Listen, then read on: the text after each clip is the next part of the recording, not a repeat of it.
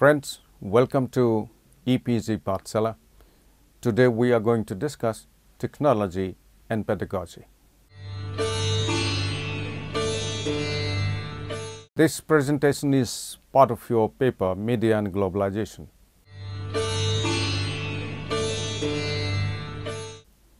In this lecture, we shall undertake a discussion on technology and pedagogy. First, the relationship between technology and didactics is established, followed by a discussion on pedagogical reasoning and how information communication technology is related to this, and finally a brief summary on if at all the media influence learning. Now, technology and pedagogy or didactics. Insofar as technology and pedagogy is concerned, the theory of didactics may provide the necessary fillip to an educational theory of technology, and this may be related to theory of education technology.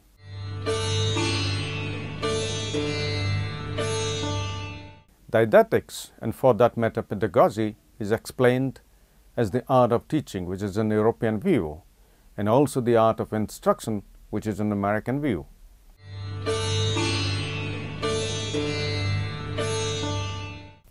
Since technology is interpreted as application of science in ways of doing things, teaching is described as the art or technique of doing educational transaction.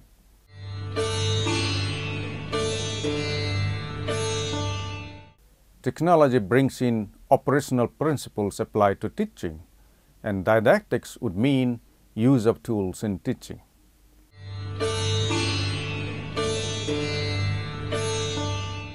The application of science or operational principles refer to structuring of the subject matter to be taught. Didactics subsequently got subsumed to the concept of pedagogy.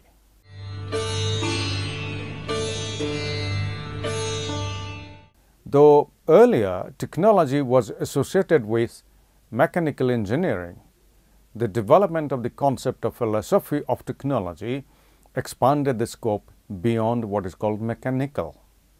Technology, distinguished from science, involves use of practical intelligence. It's a form of knowledge rather than application of knowledge. It's a form of knowledge, a frame of reference for doing things.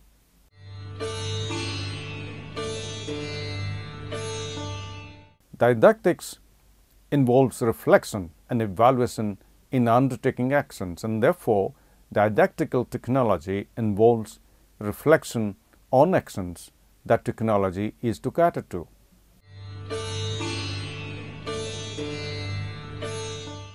The levels of technology include knowledge, artifacts, activity, and volition.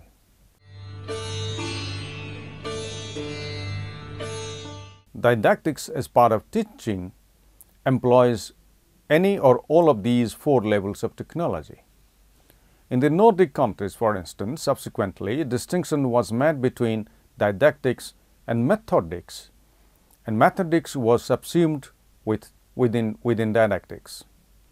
Extending the discussion further, we can also note that this distinction between didactics and pedagogy further. Didactics was described as the reflection on practice, teacher undertaking reflection on what one does to achieve effective student learning, and is necessarily a reflective practitioner. Pedagogy refers to the application of educational theory to teaching and learning, that is, unifying education and reflection of practice. When educational technology got further developed in forms of program learning, which heavily depended on the behavioristic psychology and positivist research traditions, it led to association of the term technology to didactics. However, subsequently, educational technology movement could not get prominence due to the critical theory discourse by Jürgen Habermas, which critiqued the positivism itself.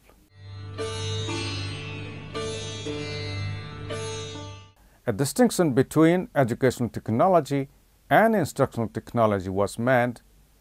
Educational technology was defined at the macro level, which renamed didactics as cybernetics, and instructional technology operated at the micro level in the classroom instruction.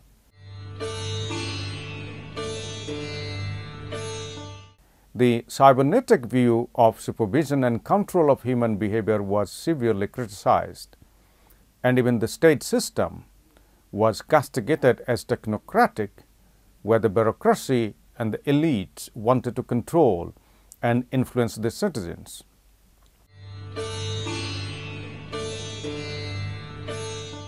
Instruction technology came in direct conflict with didactics, and technology was criticized for its reliance on mechanization.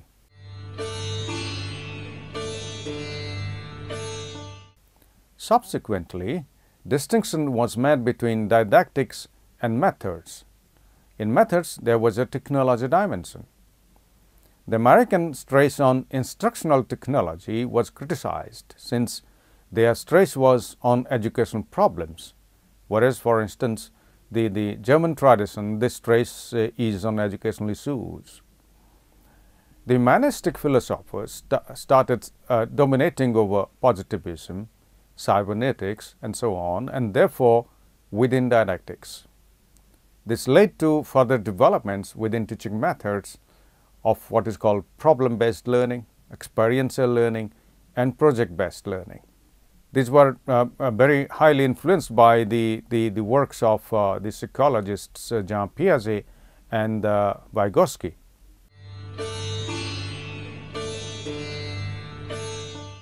The idea of dialogue pedagogy and structuralism got prominence.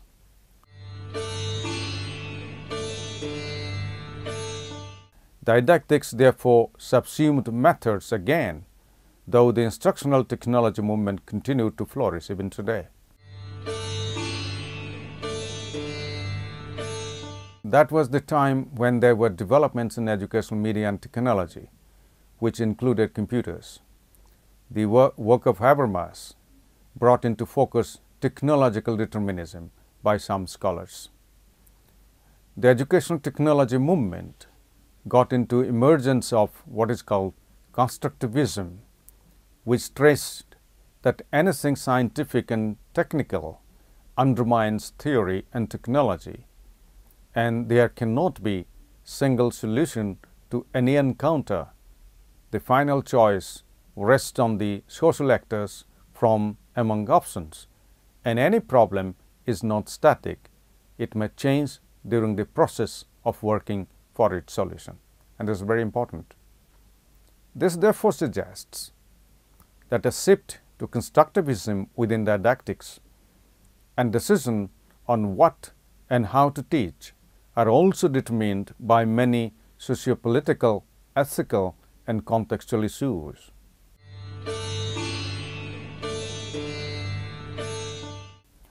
In the process of project method, the stress was started being given to self-regulated learning and intrinsic rather than extrinsic motivation. While didactics in the narrow sense focused on learning efficiency, in the broader sense it was proposed to consider to take into account the learning goals, the purpose of education, the specific learner group, and therefore would vary across contexts. So, this would depend on context. There was a rejection of the positivist psychology, and a new sociology of education was initiated, which suggested knowledge to be personal, collegial, social, contextual, or theoretical, practical.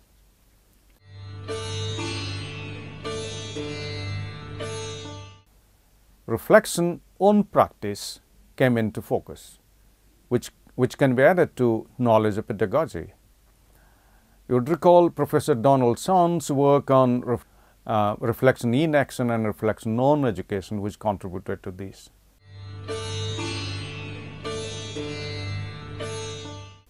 The teacher was considered as action researcher and reflective practitioner.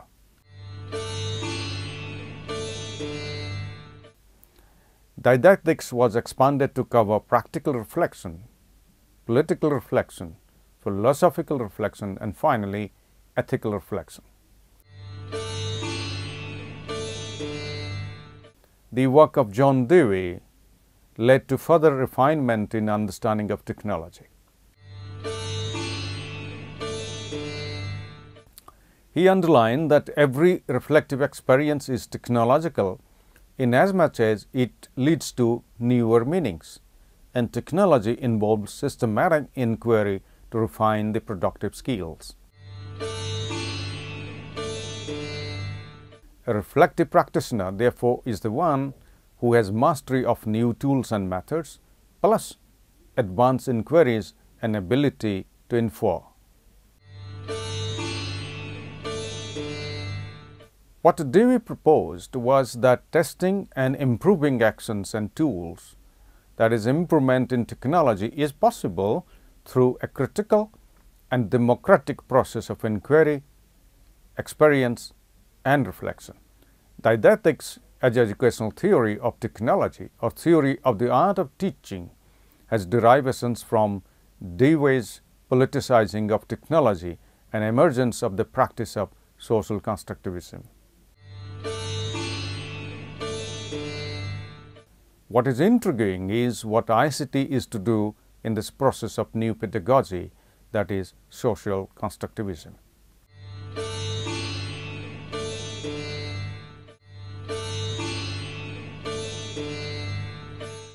So let us talk a bit about ICT and learning. As we have seen in the discussion, the developments in media and technology have also contributed to reformulation of the relationship between pedagogy and learning. Pedagogy was discussed as part of educational practice, and the socio-political shift from behaviorism to constructivism has also induced information and communication technology to address constructivist learning. Further, the ICT-related pedagogies are related to the beliefs, values, and attitude of the users, in this case, the teachers and the students. One most important framework within which pedagogy and technology are dealt vis-à-vis subject content is technological pedagogical content knowledge, what is called TPACK, given by Mishra and Koehler.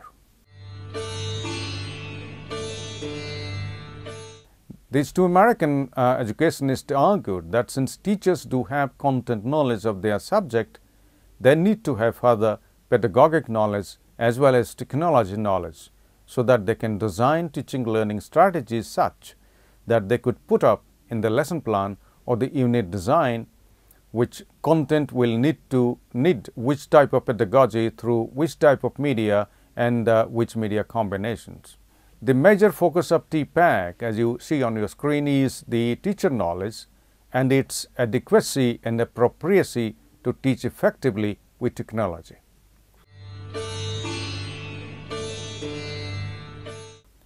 Reasoning, as we shall see in the next pedagogic reasoning about a host of variables related to technology learning vis-à-vis technology is required from a teacher.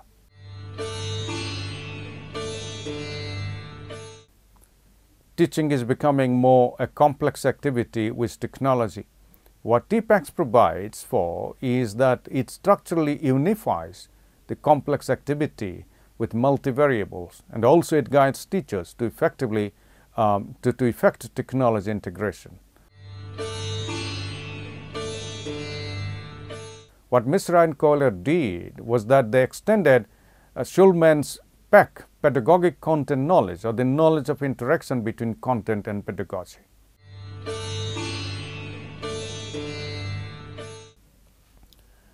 About technological knowledge. Technological knowledge refers to teachers' ability to understand specific technology characteristics that can address specific learning styles of students and therefore facilitate design and presentation of specific learning activities. This also involves learning about the nuances of newer technologies.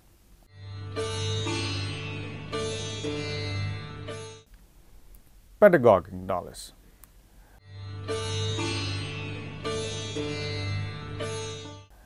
Teachers are required to know which pedagogic principles or tools to bring into teaching learning, as also to manage and organize their teaching and learning. The entire gamut of teaching learning, starting from curriculum and course design to student learning assessment, including appropriate use of information communication technology, is included in this knowledge.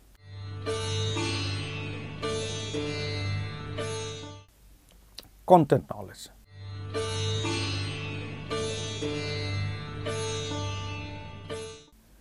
Teachers need to have full understanding of the structure and logic of particular content or subject or concept at specific levels like primary, secondary, higher education, as also across various discipline areas.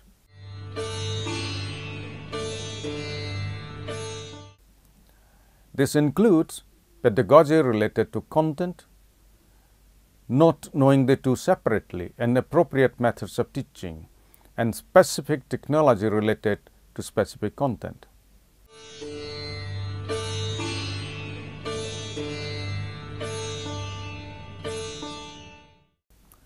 Now, a few words about technological pedagogical knowledge. Technology needs to be used by teachers in specific context of content to design learning experiences with specific pedagogies can address. Therefore, teachers are required to have knowledge and skills to appreciate and use specific technologies for specific pedagogies and methods of teaching.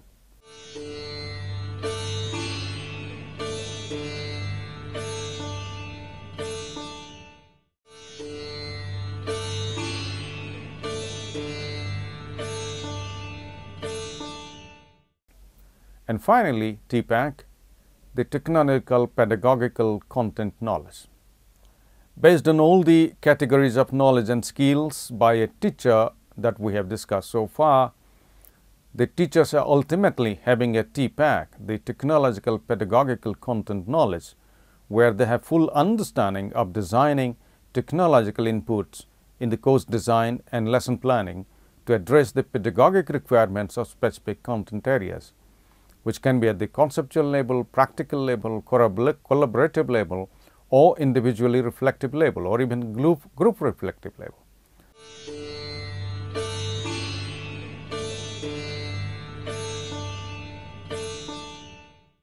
Further understanding on cognition, metacognition, and self-regulation has better informed the conceptualization of pedagogy, both generic as well as discipline-specific pedagogy. L. Shulman presented a pedagogic reasoning model which is widely used, in which the process of teaching and transformation of knowledge are analyzed to facilitate the act of teaching.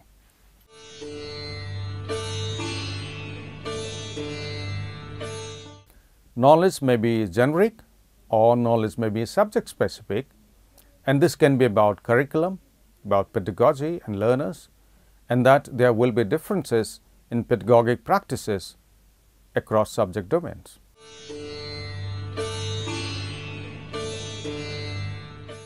The framework talks of reasoning rather than thinking and focuses on teachers planning, teaching and evaluating rather than students thinking and reasoning. This is a continuous process in the teaching trajectory. So, when ICT comes into picture, the process gets both complex as well as facilitative.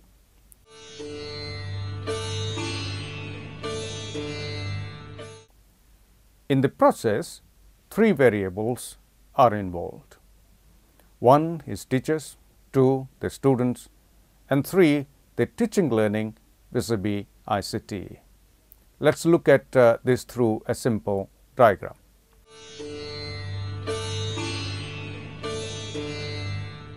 As you see in the diagram, ICT and pedagogic practices in the teaching learning process, three variables, teachers, students, and affordances, that is, the actual learning environment in context, including ICT affordances, are involved.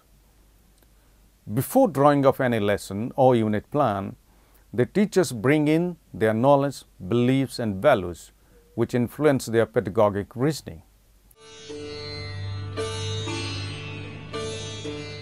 These are further reflected in the teaching lesson plan as well as in the teacher's classroom and otherwise teaching behavior.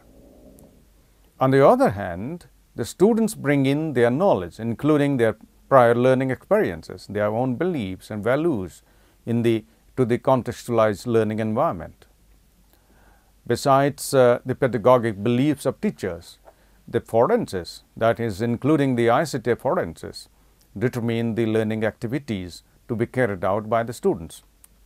Finally, all these lead to students' learning outcomes in terms of their knowledge, understanding, attitude and skills. The learning environment also includes what capabilities in learning have to engage effectively and productively in the learning environment. Insofar as ICT is concerned, the teacher's technology knowledge and the potential of particular or combination of ICT coupled with the pedagogy of ICT would obviously determine the effectiveness in student learning, the student engagement, and finally their meaningful learning.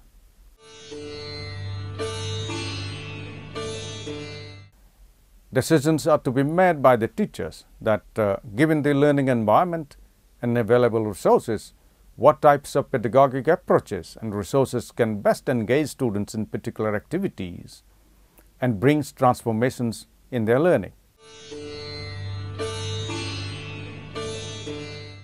Technology or ICT affordances at both macro level as well as micro level, including particular software, open source and so on, they need to be very carefully identified so that students can focus on specific concepts and skills determined by the learning objectives. All these need to be translated into student activities, which should be, as far as possible, contextual and practical, and so therefore transfer of learning could be possible.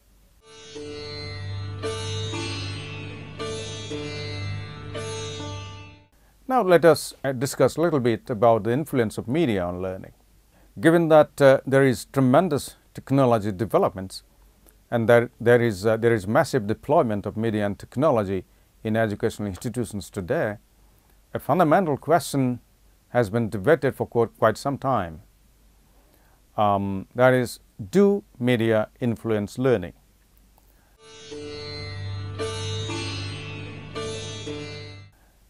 The much talked about and published debate is Robert Clark, Robert Kochma debate. Robert Clark argued that media is just a vehicle. As a vehicle, carrying groceries has no effect on the nutrition of the consumers, so also media carrying instructional methods has no effect on learning. This is as much a situation within the classroom as outside the classroom, like for instance, distance and online learning. In distance learning, media plays a prominent role in the planning, design, development, delivery and evaluation of courses and of student learning.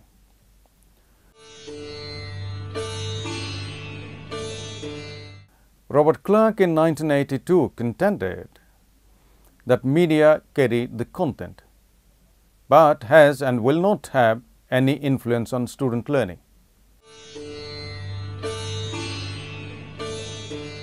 Media facilitates speed and brings an economy of scale by reducing the unit cost per student. Media research has so far ignored comparison between dissimilar media and that instructional methodologies have not been separated out from delivery technologies to see any effect.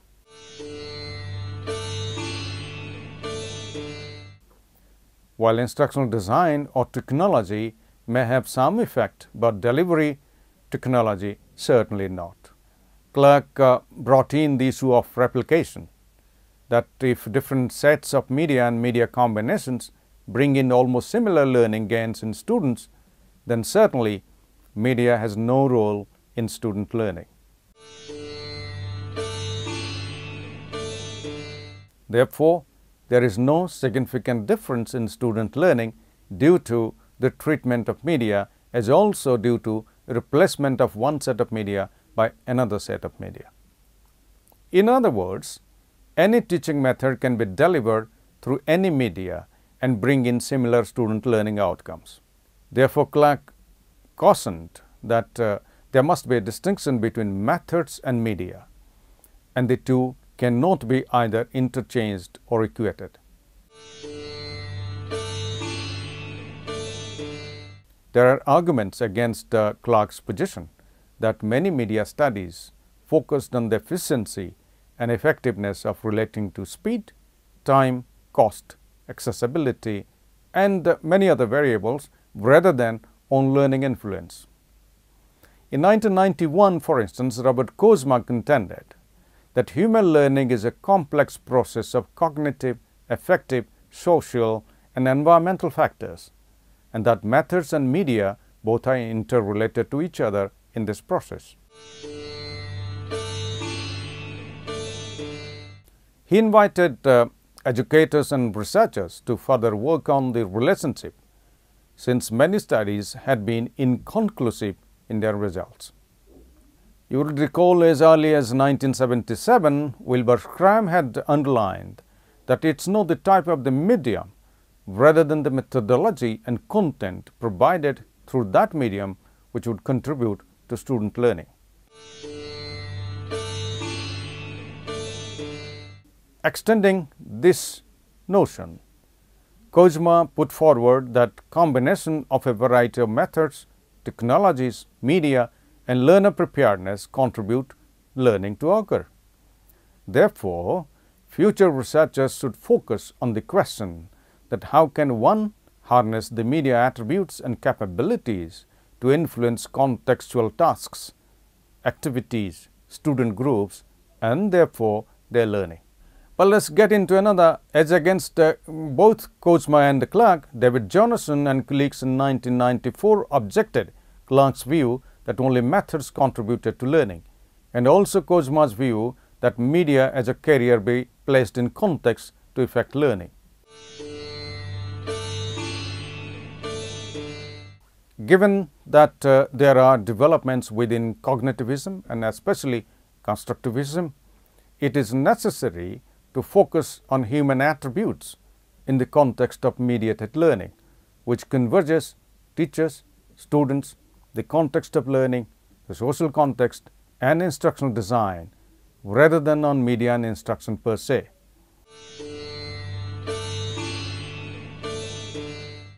One must consider the contribution of or with media rather than presentation via media. Learning takes place in a context, and methods and media are part of this context rather than influence from outside. At the broader level, it is the learning environment which contributes to knowledge construction through experiencing learning in context. At the actual instruction and learning level, the design attention therefore must be given to the process of human information processing system. Cognitive resources depend on the tools of media, and therefore care must be given to proper selection of media and pedagogic methods to achieve higher effectiveness in learning.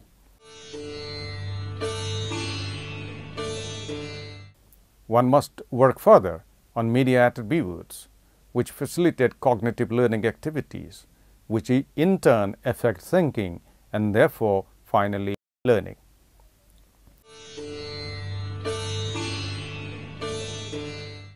We have come to the conclusion of this program. Let me now sum up what we have discussed in this lecture. We discussed the relationship between technology and pedagogy or didactics. The contribution of ICT to pedagogy and their relationship was also examined. And finally, we discussed, if at all, media affect learning. we came to a conclusion that in spite of debates for and against, one must consider the learning contexts in cognitive and constructivist learning pathways and the cognitive processing in individuals, and how best media can joint to facilitate this learning through experiencing. This brings us to the end of the lecture. I hope you enjoyed it. You are advised to read the modules carefully and attempt the questions given at the end. For an in-depth study, you can also refer to the Learn More quadrant, where we have provided resources. Thank you very much.